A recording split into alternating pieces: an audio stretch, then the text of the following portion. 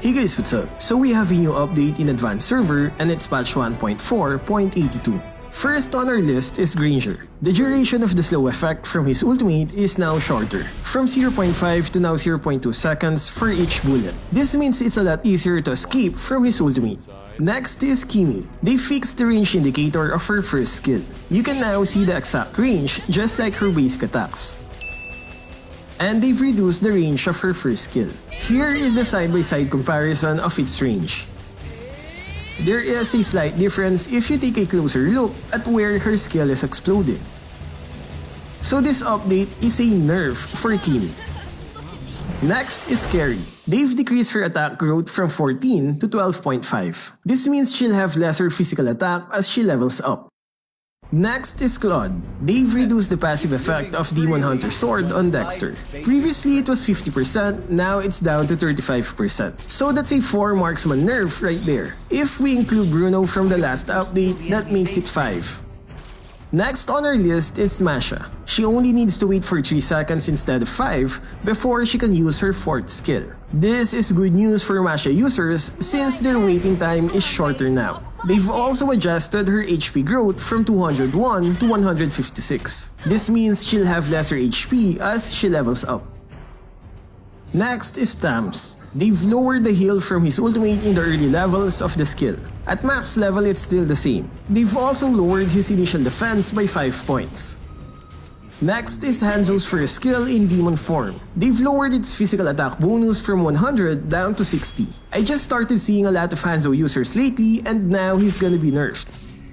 Next is Gatotkacha. His role is now a tank fighter. His passive skill now gives less physical defense than before. They've also decreased the limit it can give, from 250 down to 200. They've increased the duration of his taunt skill from 1.2 to now 1.5 seconds. So in terms of defense, Gatotkacha is now weaker, but they gave him more damage and longer crowd control skill.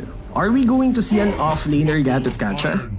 Next on our list is Balmond. They've increased the damage of his second skill. This is good news since there was barely any difference with the old one. Next is Ruby. They've changed her role from fighter to now a tank/fighter. Next is the new hero, Benedetta. You can now see where you will dash when you use her passive skill. And it now heals when it hits an enemy. It only heals once and you can increase it with physical attack stats. And they've increased the range of her ultimate.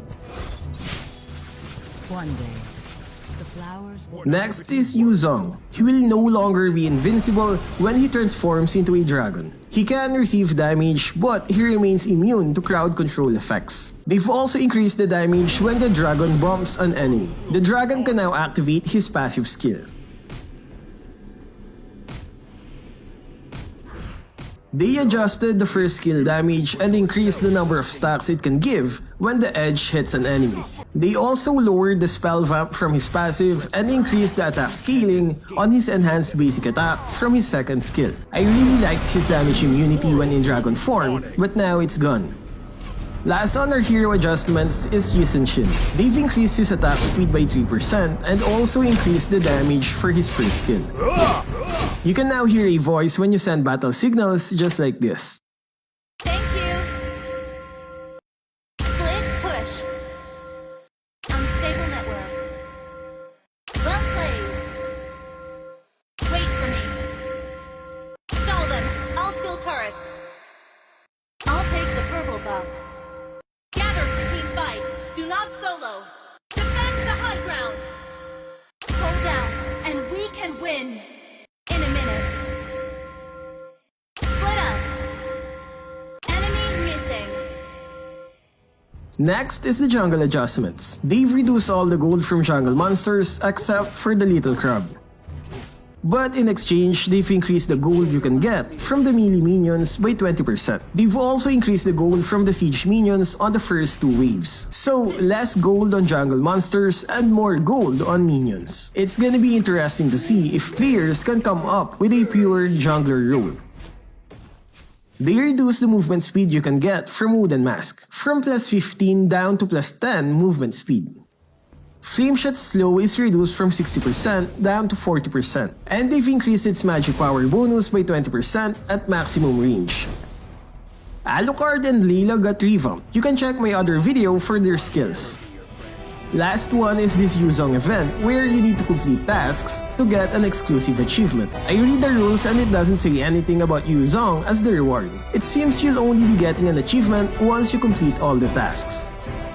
So what can you say about the Marksman nerfs? Is the Marksman meta coming to an end on the next update? Let me know what you guys think in the comment section. That's all for this video. Stay safe and thank you for watching.